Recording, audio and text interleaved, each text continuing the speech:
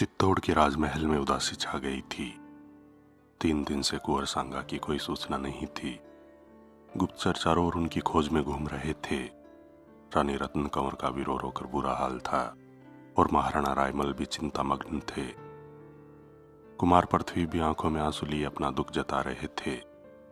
सबको यही बताया गया था कि कुमार सांगा अकेले ही आखेट पर चले गए थे।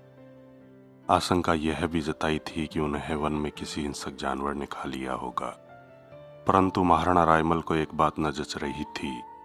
वे जानते थे कि कुमार सांगा आखेट पर अकेले नहीं जा सकते थे और चित्तौड़ के वनों में ऐसा कोई हिंसक जीव न था जो कुंवर सांगा जैसे कुशल योद्धा को अपना आहार बना सके। अवश्य ही सांगा किसी षड्यंत्र के शिकार हो गए थे जिसमें पृथ्वीराज का हाथ हो सकता है। महाराणा अब किसी प्रामाणिक सूचना की प्रतीक्षा में थे और निश्चय कर चुके थे कि यदि उनके प्यारे पुत्र के साथ हुई किसी अनहोनी में पृथ्वीराज का हाथ हुआ तो वे उसे इसका भारी दंड देंगे। उधर सूरजमल बड़ी तत्परता से कुमार सांगा की खोज में गया था और उसके साथ कुमार जयमल भी था। दोनों इस समय एक निर्जन खंडहर में बैठे अपनी आगामी योजना के बारे में विचार कर रहे थे। सूरजमल ने कुमार जयमल से कहा, यहाँ तुमसे भारी भूल हुई। यह ऐसा अवसर था जिसमें तुम निष्कंटक महाराणा बन गए होते। तुम्हारा मार्ग प्रशस्त हो गया होता। तुम्हें उसी समय पृथ्वी को मार देना चाहिए था जिसका आरोप सांगा पर आता। हम प्रचारित कर सकते थे कि सांगा पृथ्वी को मारकर भागा और वीर जयमल ने सांगा को क्रोध में आकर समाप्त कर दिया। कुंवर जयमल ने कहा, लेकिन काका श्री यह हमारी योजना में कहाँ था? यही तो मूर्खता होती है।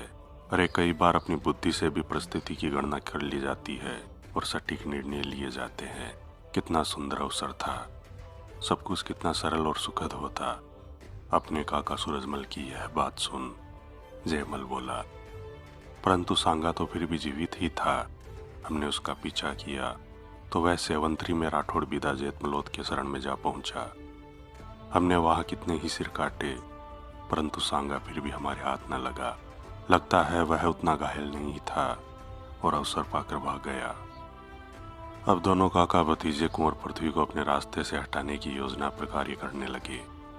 दोनों ने विचार कर लिया था कि शिकार वाली पूरी घटना की जानकारी महाराणा रायमल को दी जाए ताकि कुंवर पृथ्वी को रास्ते से हटा दिया जाए।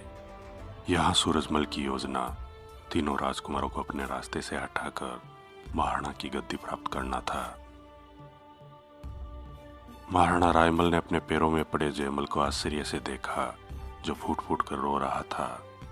समीप ही गंभीरता की प्रतिमूर्ति बना खड़ा सूरजमल जैसे भरसक प्रयास से अपने आंसू रोक रहा था। महाराणा ने कहा, कुमार जयमल, क्या बात है? तुम इतने अधीर क्यों हो? कुमार सूरज, तुम अवश्य कुछ जानते होगे कि क्या हुआ है।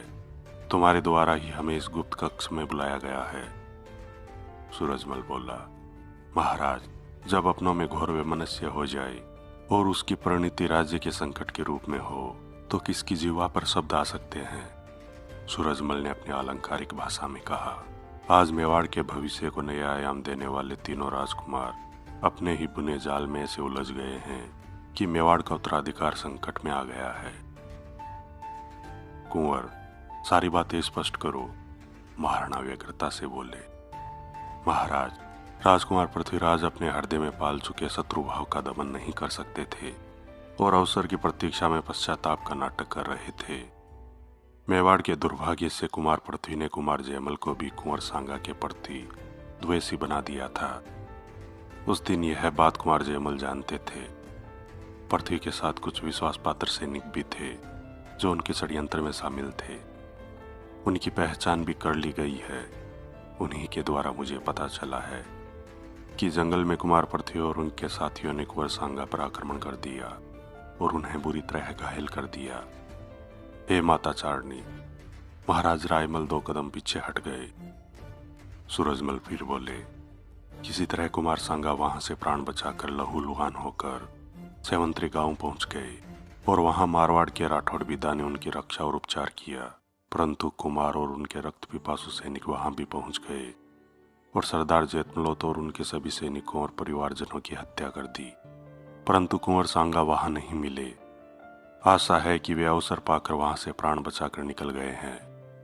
महाराणा रायमल बोले, मेरा प्रिय सांगा, दुष्ट पृथ्वी, कुलद्रोही, भ्रातृघाती, अरे जयमल तू तो मुझे कुछ बता सकता था। राजा ने भी फर कर कहा। अपराध बोध महाराज, अपराध बोध। सूरजमल ने कहा, इस भोले कुमार को कुंवर सांगा से द्वेष नहीं था, अपितु वह तो इनके हृदय में बोया गया था, जो क्षणिक था।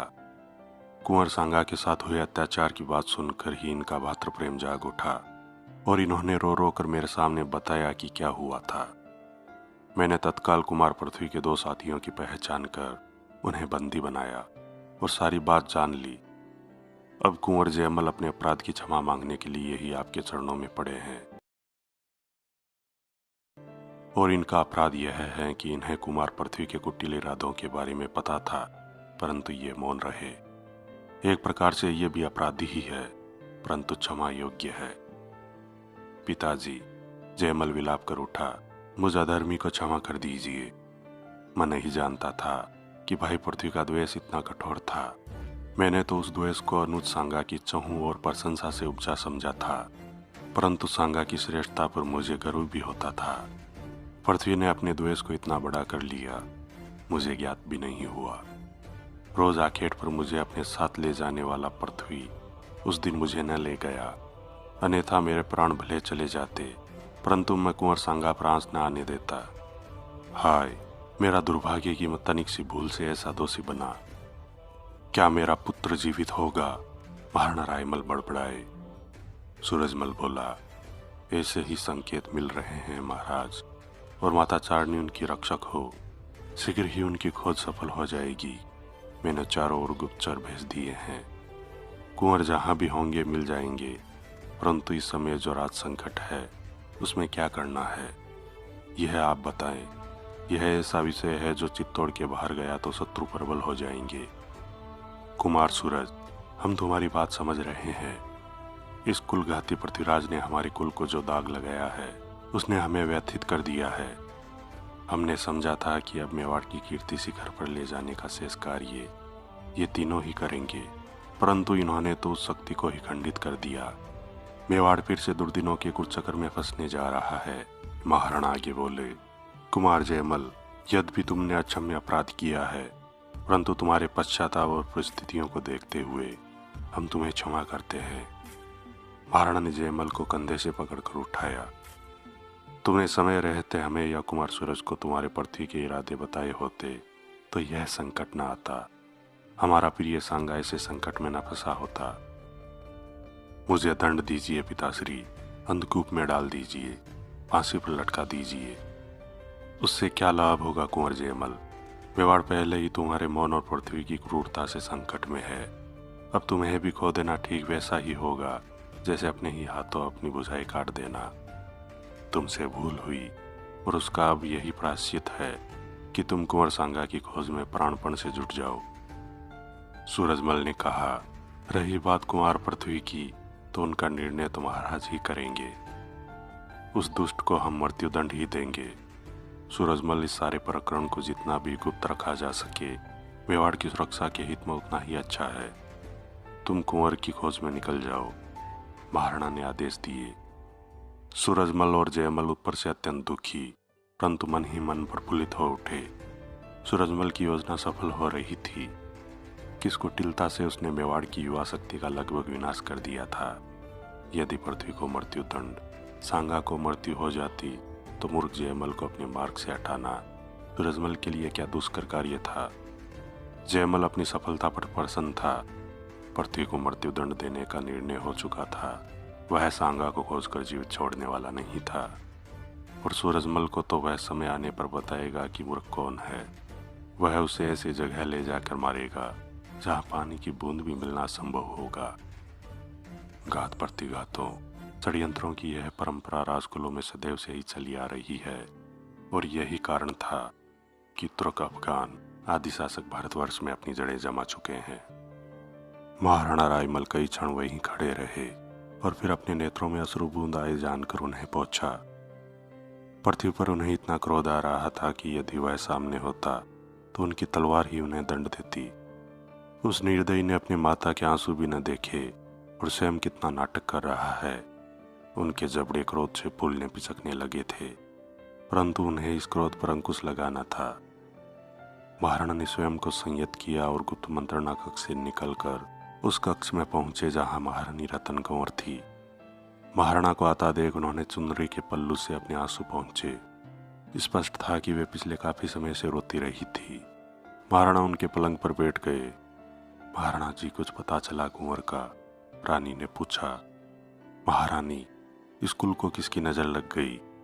तुम्हारा कपूत पृथ्वी सिंहासन के लिए अपने भाई की हत्या का प्रयास कर बैठा। यह बात सुन महारानी के नेत्र आश्चर्य से फैल गए।